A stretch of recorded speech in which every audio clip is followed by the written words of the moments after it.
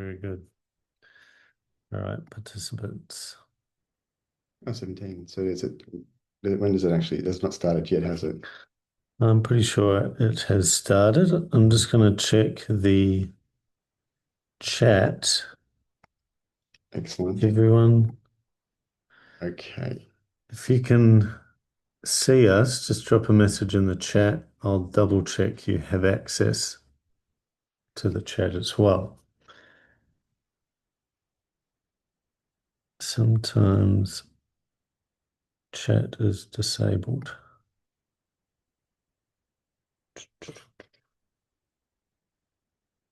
Um, Attendees can chat with everyone. All right, it should be turned on. If you can Excellent. do the chat, awesome. Lovely. Hi, everyone. Welcome to the webinar. I'm Tom. I'm the head of the customer success at Navexa, and we've got Navar, who's obviously the founder of Navexa here. And I've been in the head of customer success role for 3 months now. So it's time to start the webinars and time to start helping you out with all the little issues that you might have even chatted to me about in the course of it, or definitely chatted to Navar. But yeah, welcome, Navar. Thank you. It should be a good one. I think it's been a long time coming to start these webinars. We're hoping to do them weekly, is the intention, so that we can kind of provide support for a lot of the common stuff, show off new features as we release them.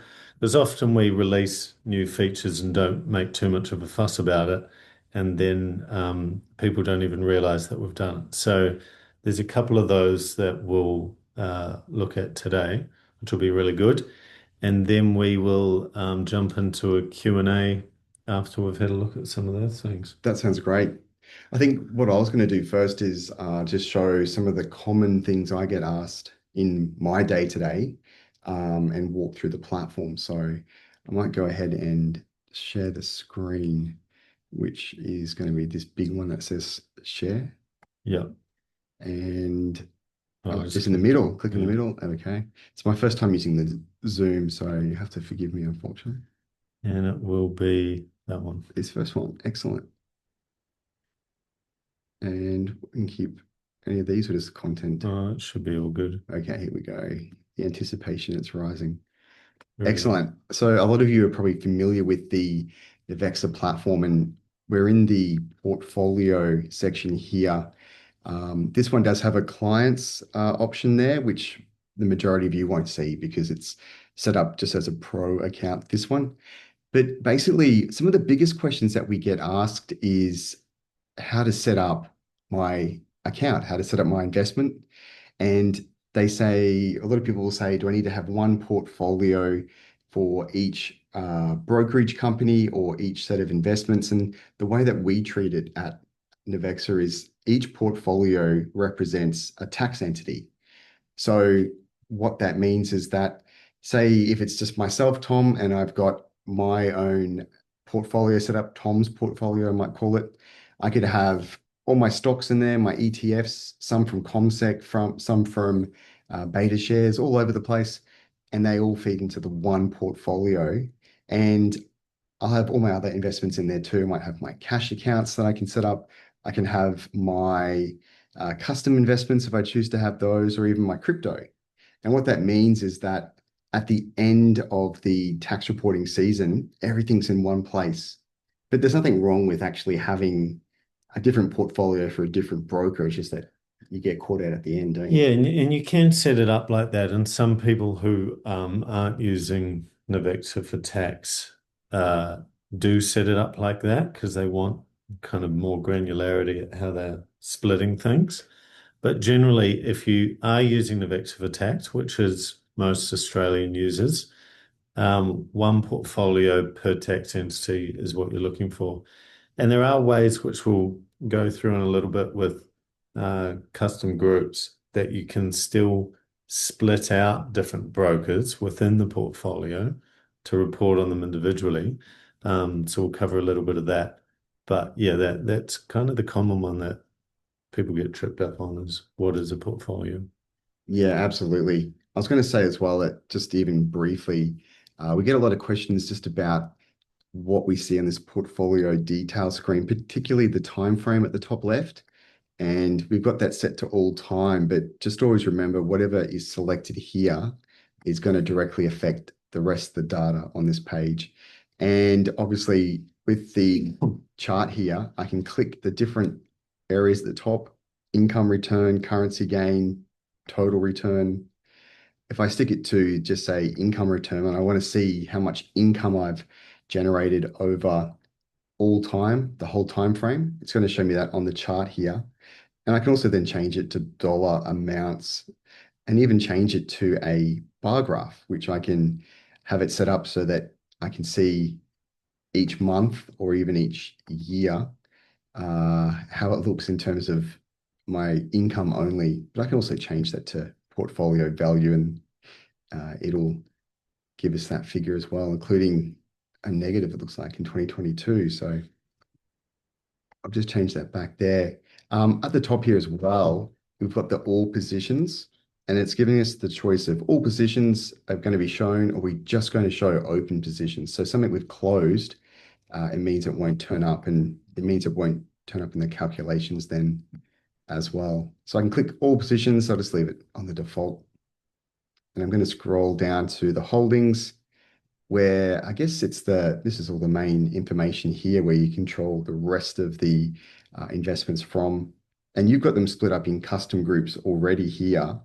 Um, One of the other big features is the toggling the currency. So you can show it in Aussie dollars, so the base currency of your uh, portfolio, or select it to the local, where I'll actually show you in the local currency of the investment itself. But did you want to run through the groups because it's a underrated feature that we've got, isn't it? Definitely. So I had a question recently about somebody wanting to track like a core and satellite approach, where you have a bunch of core stocks, usually, I don't know, ETFs or whatever you designate as being your core, and then a few satellite positions, which might be a little bit more risky or however you've determined it to be a satellite.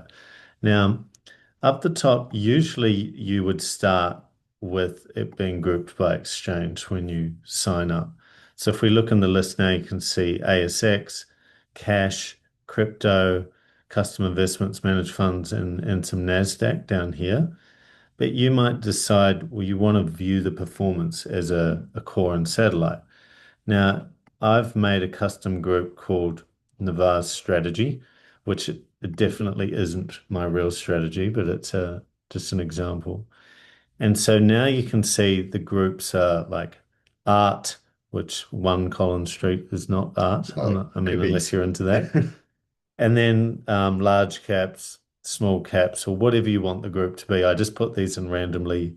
Ethereum isn't really a small cap, but how this works, so if you click on the grouping selector up the top, you can go to manage groups down here at the bottom, and this takes you to a screen that looks like this.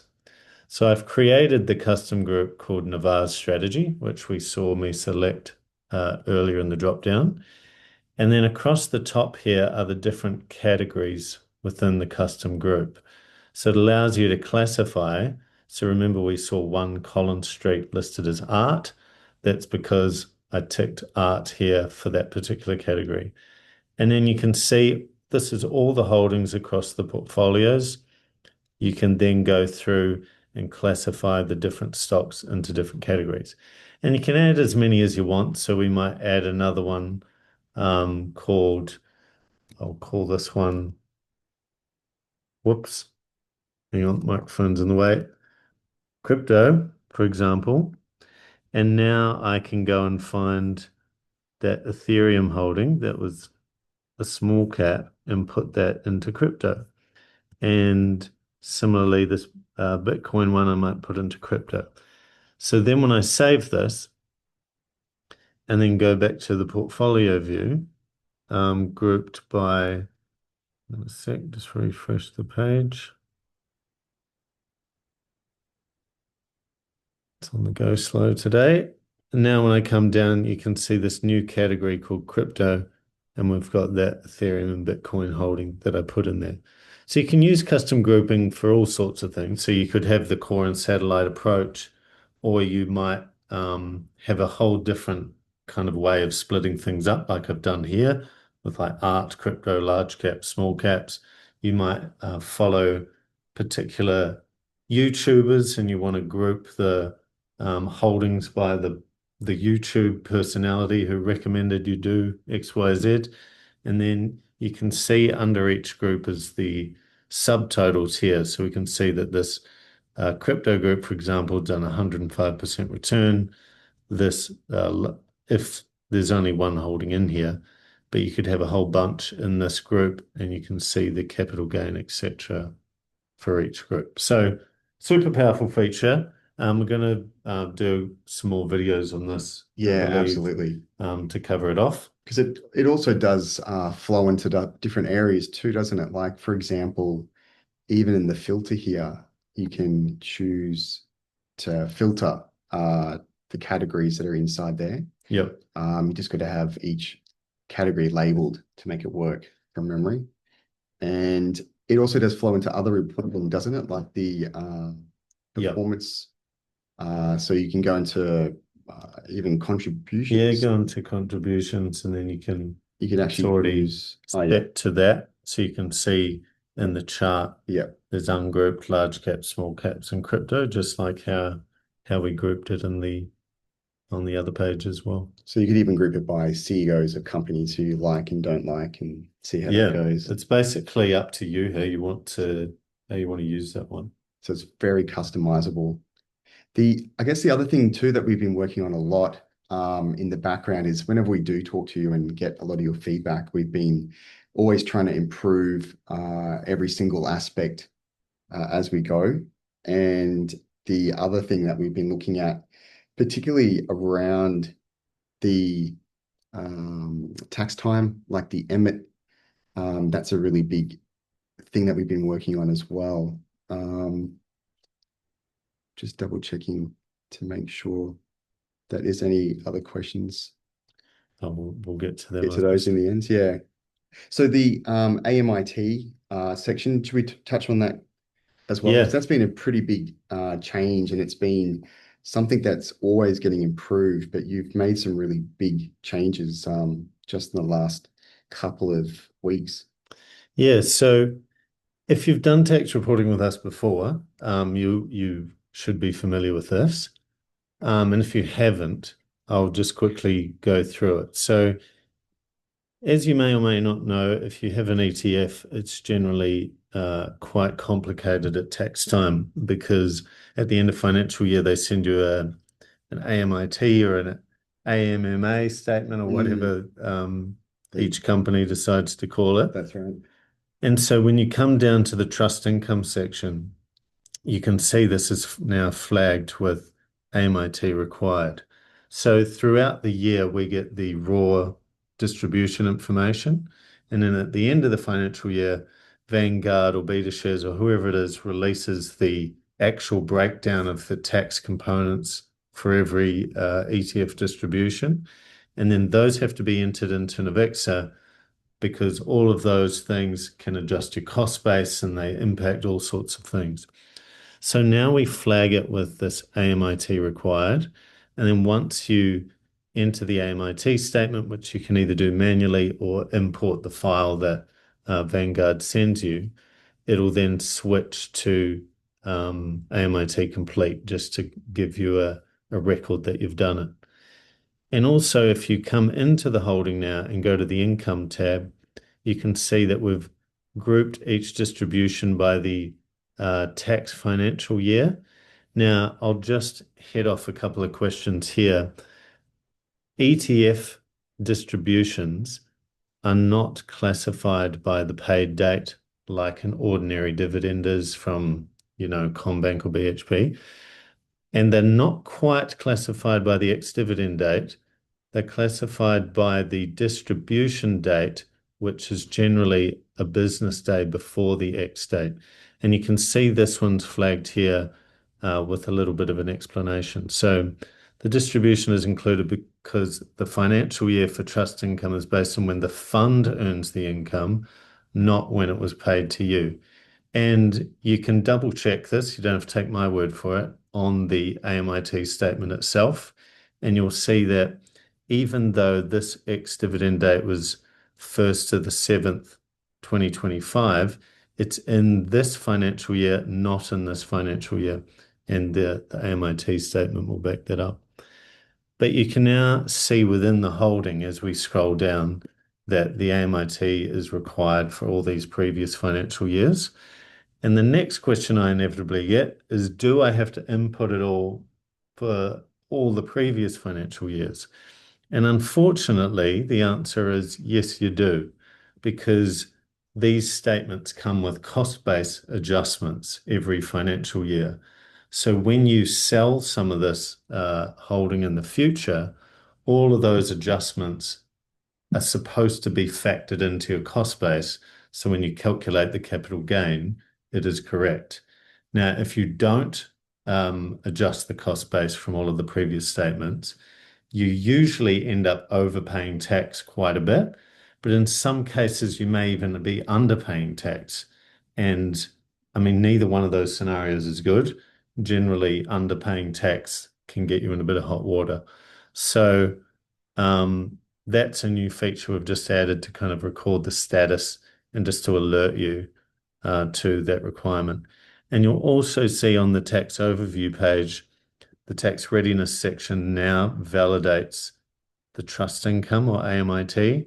So it will flag up the top if you have an ETF or trust income holding and the data that's required so that your tax is good to go for this financial year.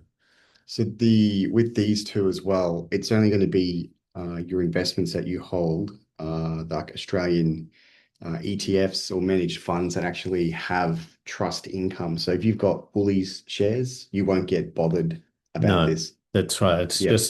just a trust income thing, which is for most people generally ETFs, and then you've got some managed funds and that kind of thing as well. And it's usually sometimes a surprise to people too, isn't it, that they didn't realize that they have to enter in all that data, even into the MyGov at the Yeah, income and tax.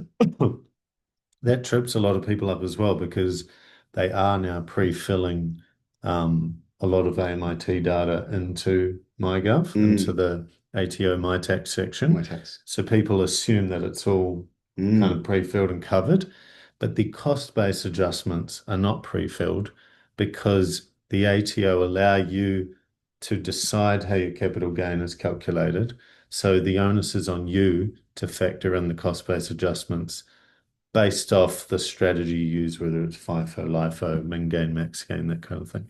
Now, that might sound super complicated to some people, but as we get closer to tax season next year, we'll end up doing some tax specific webinars and a few deep dives into that. But Mm. we will do a Q&A shortly. If you've got any particular questions around that, we can jump in there as well.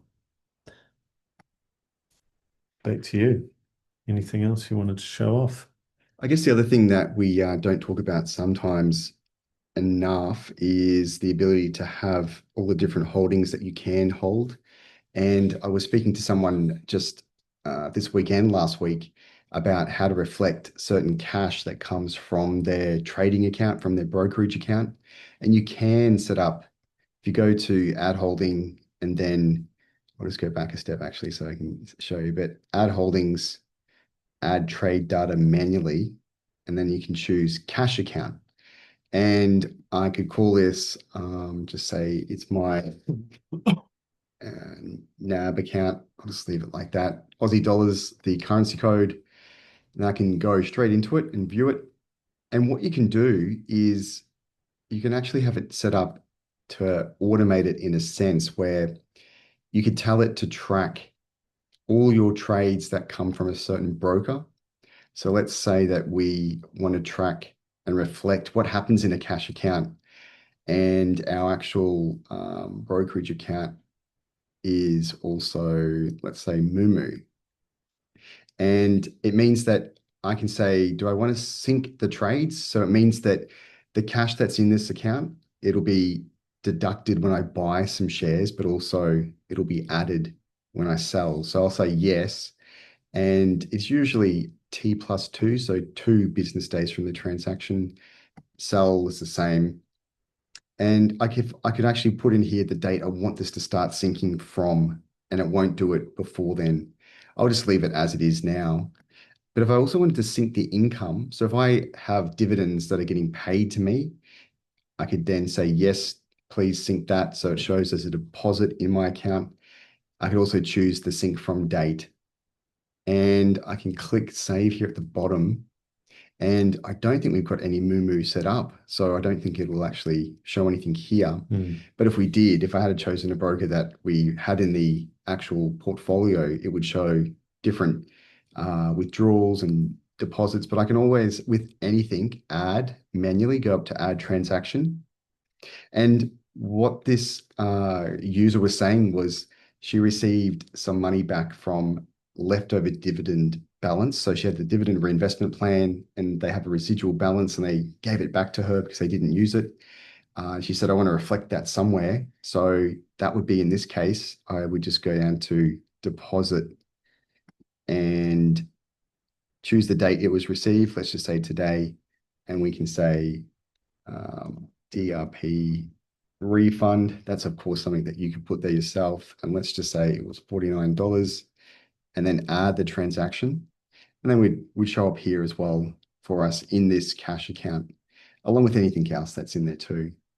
But obviously it'll show up in our portfolio now, and we've not given it a label.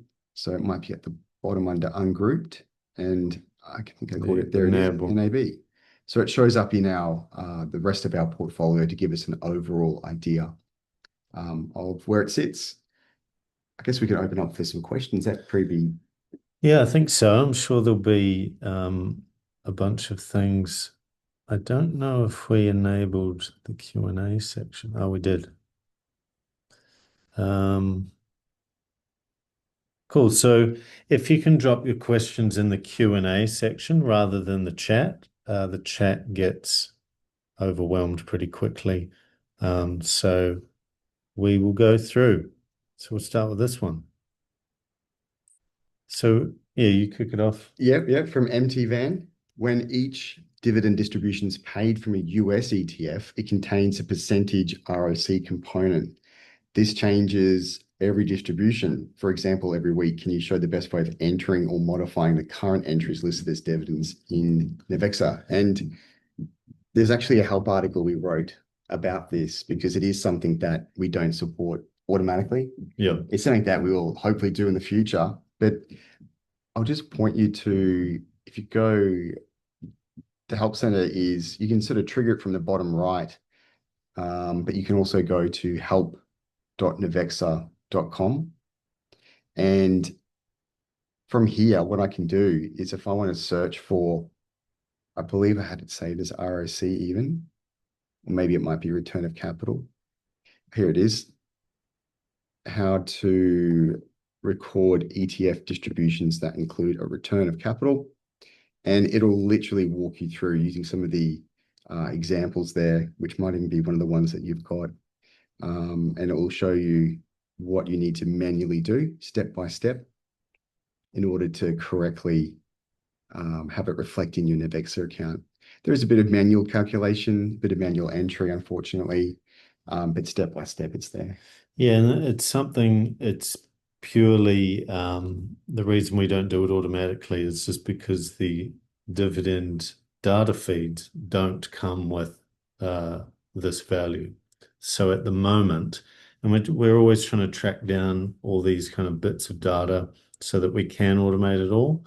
And hopefully there is a data provider out there with this data, but for now, this is the way to do it. So check out that help article. See if I can just type in here too and paste it so that's there for everyone. Awesome. Okay, All right, next one. next one. I'll go with this one from Andrew.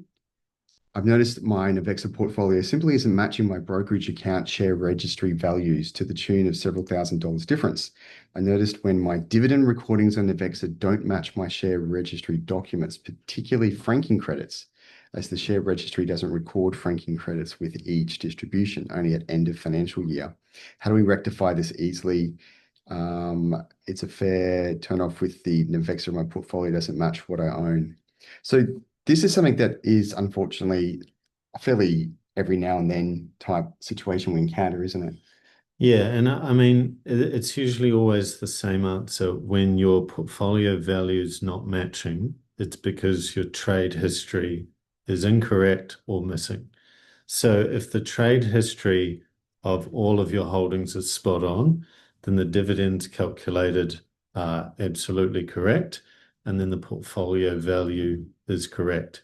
What happens is people import data, and there's data from the past, maybe on a different brokerage. Mm. There's all sorts of scenarios why that might be missing. But if it's missing, then we can only calculate the dividends based off the data you have provided.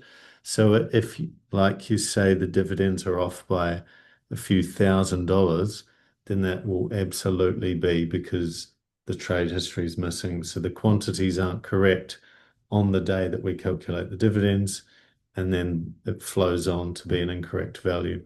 So, I mean, obviously, I can't see a specific situation, but I recommend getting in touch with us via the support and we can look into it. But for anyone else with similar question, trade history needs to be absolutely correct. And I guess even just to like jump into that a bit deeper, like when we say trade history, if we take the example here of let's have a look at this large cap CBA, very popular stock. It I can go to my trades. I mean, I'd want to be looking here and trying to work out, doing a bit of sleuth work and saying, well, the current quantity is 1,001. Does that actually reflect what I hold? Mm, Make sure that your dates are correct all time. You don't want to, some people might just have it on today, for example, and that might be different because you might have sold some in the week or so. So make sure that's also showing. And then the other one is make sure you show all positions, not just open. mm, But on top of that, if you go into the trades, you can see for this example that the CommBank has got different dividend reinvestments. So it means that at some point or even continuously that the dividends received have been used to buy more shares. So that's something that we don't have automatic access to, and it's something that you've got to tell Navexa that you've done it. And there is the auto DRP, go to settings, and you can say yes, turn it on, and you can choose the different DRP setting, save that. And it means that when you receive the income, because what we're doing is we're basically looking at what the dividend was per cents per share. So in this case, it's $2 per share back in 29th of the 9th, 21. And we're just looking at what you're holding at that exact date and then multiplying that by the number of the value per dividend and the number of shares you've got. So that's really important to make sure your holdings are actually accurate. And if you do that, then that means that it'll work much better. There's also the other sometimes situation where there's been a merger or there's mm. been some other kind of corporate action that hasn't been reflected because unfortunately, again, brokers and even share registries, they just don't provide that information. So that might be something that you need to do. As the investor, you'll get emails or you'll get documents sent to you saying, hey, there's a demerger happening or a merger or this or that. And what you can do is track that in here and go through that process because that's the main way that you'll keep everything up to date and accurate. The whole point is that I guess it's good data in, good data out, isn't it? Yeah, exactly. And so hopefully that answers that question. If it doesn't, get in touch with us via support and we can look into your particular situation. Sounds good. And then the next one here is from Ken's the benchmark example, ASX 200, can this be used as the benchmark? What is the SPDR SPDR 200 fund? Is it an ETF? That's a good one. Let's have a look. So if you go even to the portfolio page, you'll notice that you can change the benchmark on the chart. And this is just the default, which is actually a tradable ETF, isn't it? The That's right. It's ST. the STW ETF. And so the reason we use ETFs and not the index itself is because you can actually buy the ETF, whereas you can't buy the index. Because even an ETF that tracks the index has fees and all sorts of little differences from if you could theoretically just buy the index. So the idea is you're benchmarking against something you could actually switch to. So if you're benchmarking against the STW and your performance sucks and the STW is really good all the time, that might prompt you to go, hey, should I make a change? Or maybe you're smashing STW all the time and you're like, awesome, my strategy's working. So there's a few presets there which you would have just seen in the drop down. So we've got Bitcoin to be a good one to measure against. never benchmark the Bitcoin. Yep, Your performance will never look as good. that's true. But there's a few presets there. You can also search for any stock crypto ETF that you want to use as the Mm. benchmark. So this is a good example of you could even use other like IOZ, which is the beta shares S&P 200. Exactly. So I could choose that if I wanted to, and compare, if we assume that mostly our holdings, let's just say they're made up of Australian stocks, maybe as an active type approach, Hmm. we're literally comparing it to the index. So if it looks like in this case, the demo in terms of capital gain and in portfolio value, it seems to have come out on top. Yeah, doing pretty good, this test portfolio. The other one, if you just go back into edit benchmark, so a feature that a lot of people aren't aware is the third one, so the one at the Yeah. bottom, where you can actually use another portfolio of your own as the benchmark. So this one's really interesting if you want to make like a composite benchmark yourself, and maybe you want to build like a theoretical portfolio or some type of mix of stocks or crypto or whatever it might be. You can even add custom investments into the mix as well. And then you can use that portfolio as the benchmark. Hmm. So, and it could be a real portfolio as well. You might just want to compare this portfolio versus your SMSF or whatever it might be, but you can also make your own kind of benchmark to go against that. So if your partner's also got their portfolio here, you could compare yours against your Yeah, partner and exactly. see who's the Who's savvy investor. the better stock picker? That's right. So you can answer the age-old question. That's right. So hopefully that helps a little bit. I guess, you know, all this stuff in the future, we might look at adding different things or, when we get the ability and the resources to. Definitely. But there is a lot there already in there. John's just asking if we can put this on YouTube. Yes, we've actually set up a separate YouTube account today called Navexa Support, and we'll be posting it on there, but we'll email everyone at the same time.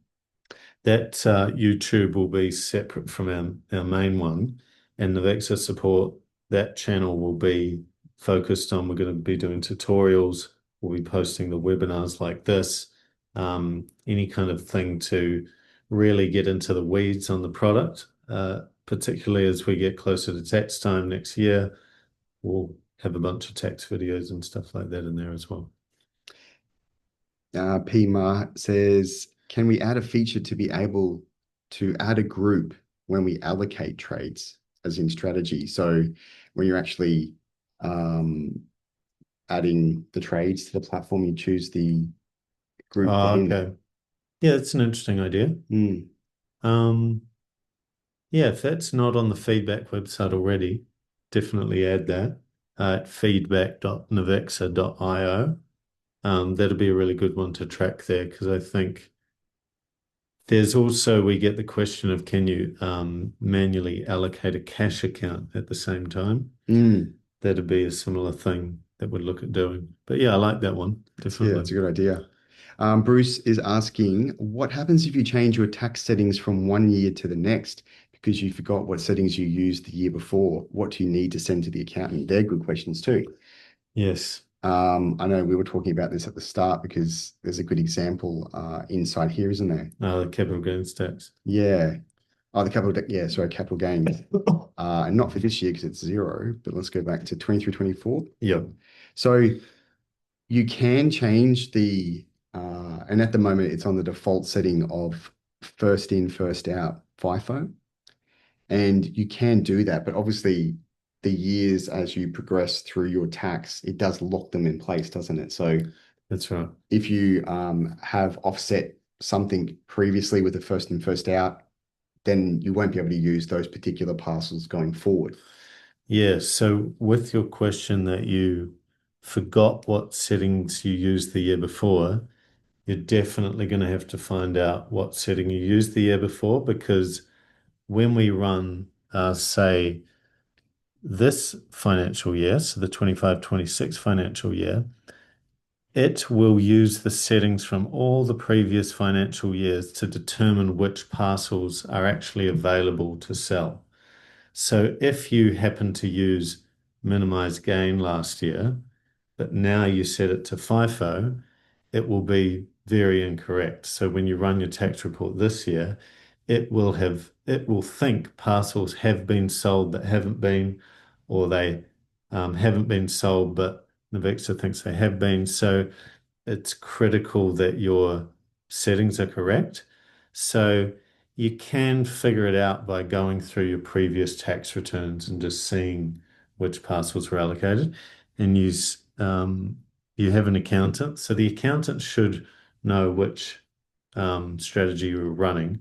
But yeah, critical that all the previous financial year settings are correct because it does have a flow-on effect. And when it says, what do you send to the accountant? That's a common question too. And if you go up to tax reporting, it's going to be the capital gains tax they usually want to see in the taxable income report. Yeah, that's right. And I know that the accountants like it in the Excel file, so you can export it to Excel and send both of those to them. Definitely. Um, Doug's asking about plans to integrate the Hong Kong Stock Exchange. Is that still planned?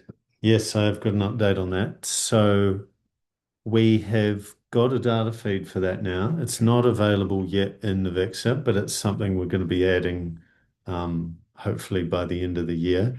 So the first step was actually getting the feed of data, which we've now got. The next step is making it available within Navexa to add. So we're adding Hong Kong and a few other Asian exchanges as well. I believe we got access to the Indian Stock Exchange. Um, there's some Chinese ones. There's quite a few we got. We'll make an announcement though with exactly which ones will be available.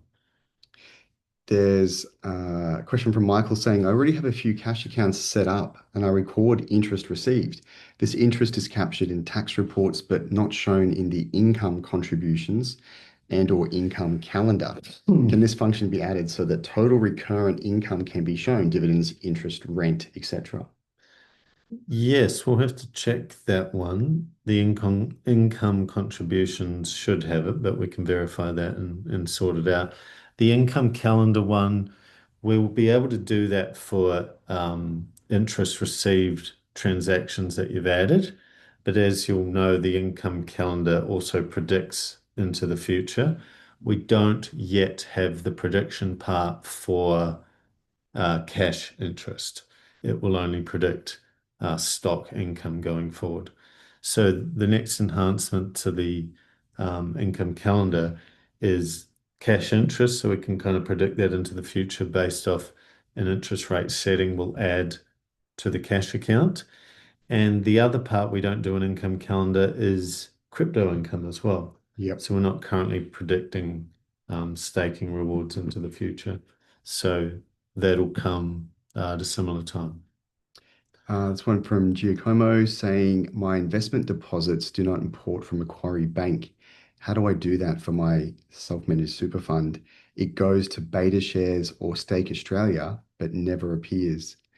Um, so it would depend on what the broker is setting or set to for the actual holding. Yeah, we might need a bit more detail on that one because I'm not sure if that's by investment deposits you mean cash transactions or if you mean the trades. Um, Yeah, get in touch with us on that one in a bit more detail. We can have a look at your particular scenario. For Jason, if a holding is set for dividend reinvestment with balance tracking, where do we see the current balance? And is this balance included within the total holding value?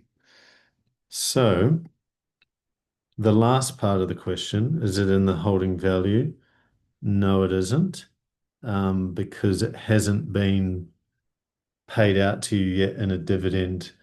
It's not quantity that increases the value either. That residual balance is still sitting with, Vanguard or BetaShares or whoever's doing the DRP. But for the balance, I'm pretty sure, do we have an example in here? Just move this out of the way. If you edit, yes, if we edit this and you scroll down, you can see we've got balance brought forward here. Um, so that was the balance that was brought forward from the previous dividend.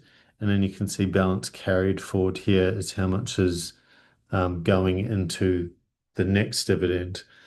So you can view it there. I think we could probably do a better job at that and make it visible, maybe in key stats or something like that, if you Mm. have DRP on. But that's currently how to do it. So look at the latest. We'll go into edit and look at the latest dividend distribution, Yep. and that will show the up-to-date one. So it is there, it's just not in the prominent spot. Yeah, exactly. Excellent.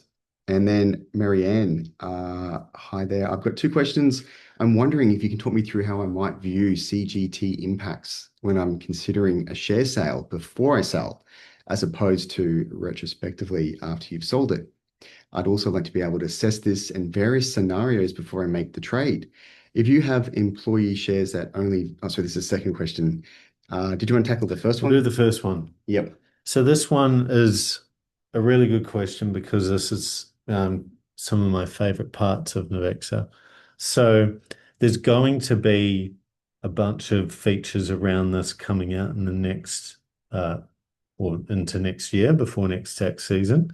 But there are some cool things that people don't know about. One of them's within Navexa AI. This is an example I prepared earlier, but I'll type it out again. So you can say, what if I sold $1,000 worth of my BHP holding and chuck that into the chat, and then we let it do its thing. It will give you a breakdown on if you sold BHP right now for the market price. It uses the CGT strategy you have set in the capital gains tax report. And then here it gives you the tax breakdown of what that exact trade would look like. So at the bottom, you can see estimated tax liability will be $98.35. So this is a real quick way of kind of simulating a trade right now. So if you made that, what's it going to look like? It doesn't quite let you change strategy from here, CGT strategy from here yet, but that's something we want to do. But what I'm also going to do is we're going to add this feature into the holding itself so that you could go to CBA, for example, and trades. There'll probably be like a simulate trade button here. We'll figure out where it's going to go. Then you'll be able to click that and basically it'll probably look similar to adding in a real trade, but it will ask you like what price, got to sell it today, and then it will do that same calculation of this is what your tax liability would be if you made that trade. And in that spot, I also want to make it potentially that you can change the CGT strategy there in real time and kind of see the impact of, well, what if we did minimize CGT, or what if we did maximize gain, or what if I did a LIFO strategy? I want to be able to do that in real time. The other part that we currently have is the unrealized gains report. So you may or may not be familiar with this, but it's an extremely powerful report for doing pre-trade tax analysis. So it simulates liquidating your entire portfolio on this date, which defaults to today. So at that point, you can scroll through and see every single parcel and every single holding that we have to sell, and if it was sold right now. And often, if you're trying to do some tax loss harvesting, for example, you could come to this capital losses section, have a look about if I made this particular trade, it would be a negative $1,200 loss. That might fit my strategy that I'm trying to do, and that kind of thing as well. And to make this even more powerful, you can use the filter system, and we can filter it to BHP, for example, and now it'll rerun the unrealized gains report with just BHP. So you can now see all of the BHP parcels that you have to play with and what the gain or loss might be for each particular one.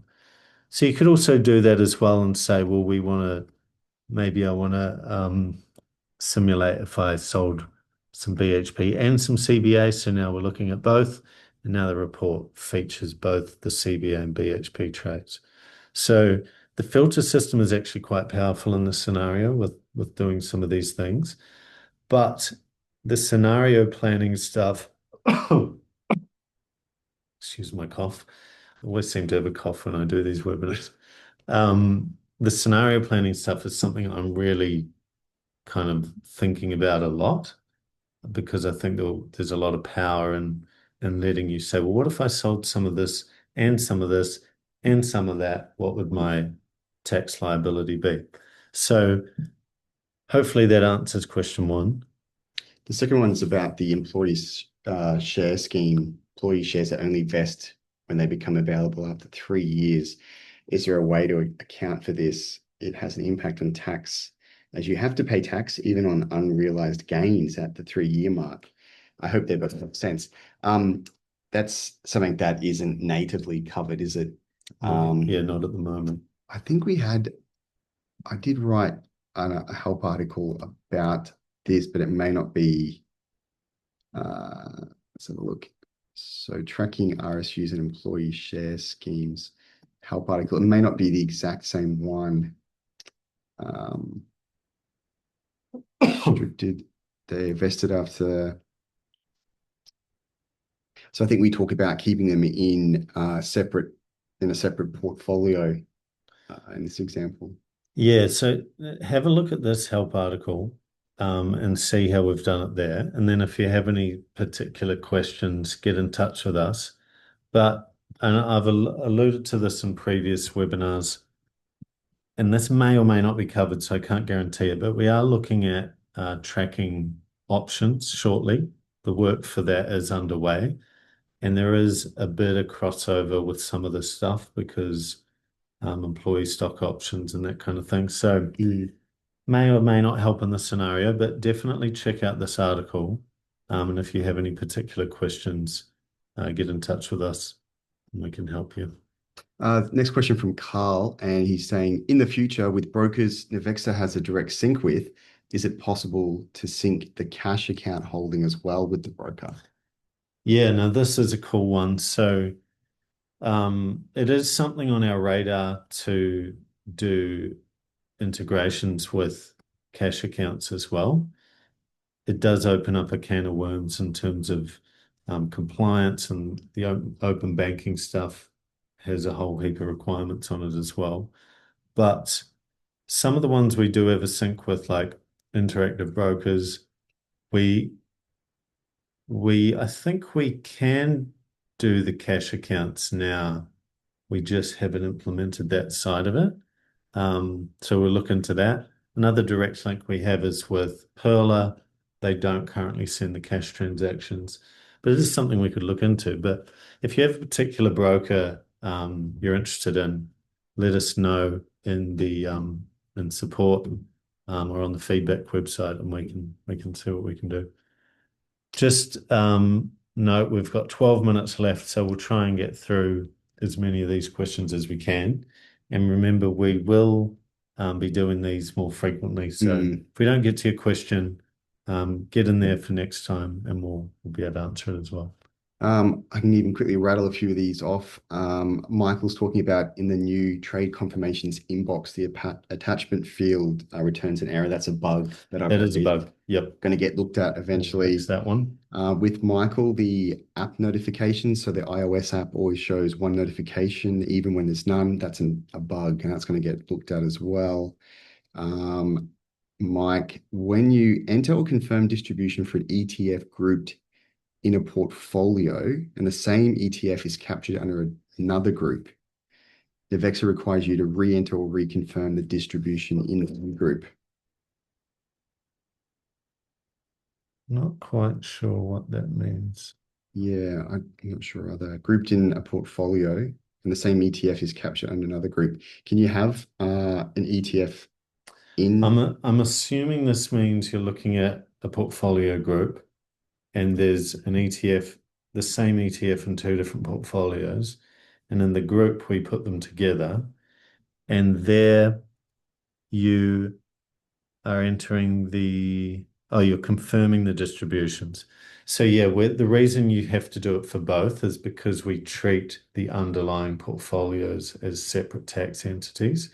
So when you're confirming one of them, you're only confirming it in one of the tax entities, which is why you then have to confirm it in the second one as well. And then Bron's asking, and this is a common question we get asked a lot, is I have some ETFs that I purchased through a broker that's not on our supported list and it shows as unnamed. How can I add this broker so it's reflected? Um, it could be a few different answers to this, I guess, isn't there? I think if we're missing a broker, just get in touch with us via support and we can add it. Yeah. Um, Otherwise, yeah, because if it's not actually appearing, oops, I chose the wrong holding type. you named it. I named it NAV. NAV, which is a bit of an error. Because of course you can change the the broker Oh yeah. or settings or even on the individual trade too, can't you? Yeah, that's right. Um, but obviously if it's unnamed in here, because it's not on the list, it's something that we can add for you. The other thing too is like if it's a broker that you think they could be supported, as in if you're able to export a CSV or an Excel file Hmm. of, the confirmations, the trade transactions. Um, along with any kind of confirmations, trade confirmations you get, if you send that through to us, we can sometimes see if we can add that sometimes, depending on what they Yep, actually offer. definitely. Um, MM is saying, is there any update on whether a portfolio X-ray tool will be implemented in the platform? Yep. So this is the being able to see into ETFs when you're on like the diversification report and Ah, that kind of yes. thing. Yep. That is still on the list to do, but is a little bit behind a couple of other things like tracking options, which is the next kind of big feature that we're working on. So that'll be something we look at next year. I don't have an ETA on it yet, but we'll make some announcements as soon as we have some more solid dates on it. It's just dependent on a couple of other features being done in the meantime. Rosalind, I've got two managed fund holdings for different purposes, and I want to keep them separate within the same group. When I've transferred both of them into the same group, they've merged into one double-sized holding, which I don't want. Yeah, so if you're looking at a portfolio group, there's an option to combine holdings or split holdings. I'm not sure if we've got, oh yeah, we do have one. Try that. Yeah, So, that one. So up in this top section, there's a combine holdings or split holdings. So if you set it to split holdings, we'll see if we've got an example here. So it'll reload. Yeah, so we've got three CBA holdings now split into their individual portfolios. Whereas if we go to combine, you'll see it puts it into one combined holding with all the three portfolios put together. So that's the only way to do it in a portfolio group. You can't do, you can't like split some holdings and combine others. It's either you're combining everything or you're splitting everything at this point. Yep. Do you come over and I'll be able to import my FOIG bond portfolio? We unfortunately don't support bonds at the moment. We don't have any plans to in the near. You can add bonds as a custom investment, but that's the best method at the moment. So you can, which is the common strategy for tracking all sorts of things that we Mm. don't officially support. But the custom investment should be the way to go on that one. We also do look at the feedback website quite a lot, don't we? So if we get more Mm, people raising a certain request or a feature, and then more of the community upvotes it, it is literally telling us that there's more people interested in a certain thing. So we tend to focus more on that, don't we? definitely, yeah. Um,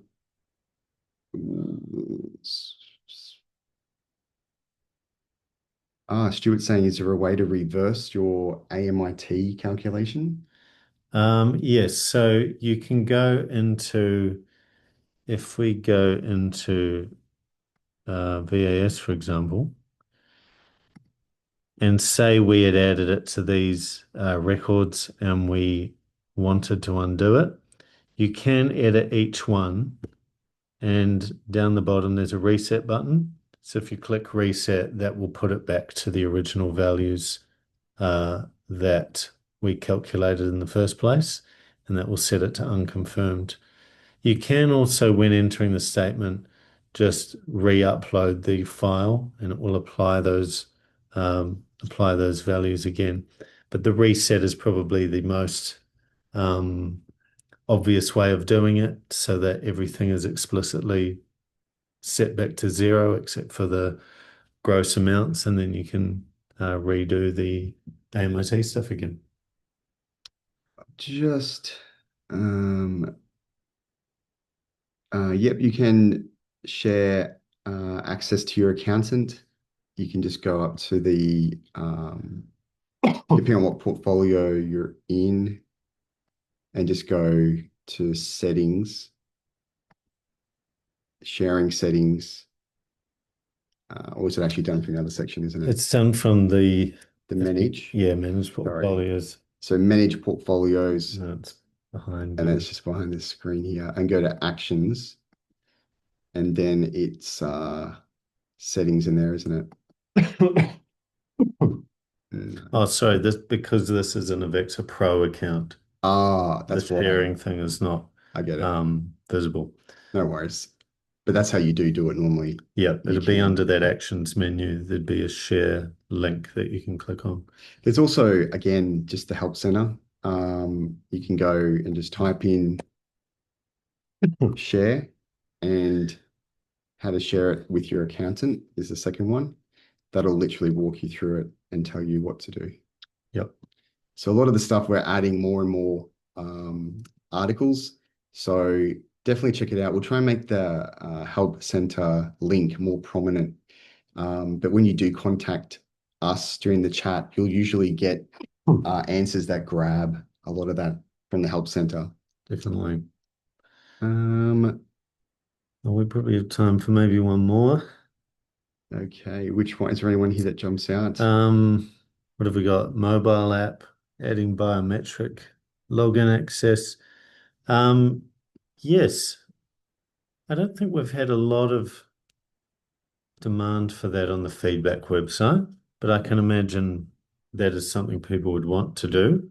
If you go to the feedback website and add that, or look up if there's an existing one and make sure to upvote it, but we could look at doing that.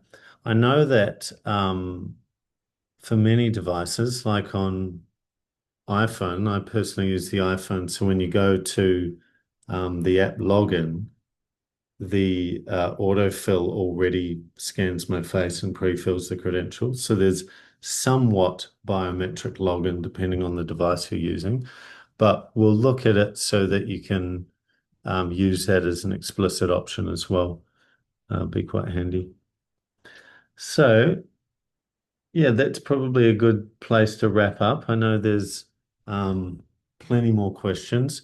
But if you've got any more burning questions, feel free to contact us via support or check out the help center. There's a lot of good stuff in there now. We'll look at doing another webinar similar time next week. Yep, that sounds good. If this, oh, I know we had some people asking if we could do different times, and unfortunately we can't. There's never going to be a time that kind of sorts out everyone. Mm, But we'll look into the timing of these webinars. Maybe every second week we do a different time of day or something like that. But we'd love to get your feedback on the session and if you'd like us to do more. So let us know. What's the best way to let us know? um, it would probably be via the, I guess, intercom still, wouldn't it? Or because that might go to an automated type help. Yeah, I think if what you can do right now is open the intercom chat, just chuck a thumbs up or some kind of emoji in there. Um, if we get a ton of those, we'll know that this was good. But we'll look at doing more anyway. But yeah, Yep, they'll only get better, I think. So yeah. But definitely. thanks so much for joining us, and we'll hopefully see you all next week for the next webinar. Exactly. And this, we did record this, so we'll put this online shortly. And we'll send out an email to everyone with the link to the Navexa support YouTube. So make sure you go and subscribe to that as well as our main YouTube channel. If you haven't, I do a lot of videos on there, one every week. So subscribe to both. It'll be very different content across the board. So thank you. Thank you. We'll end it there. Bye. Stop the sharing. And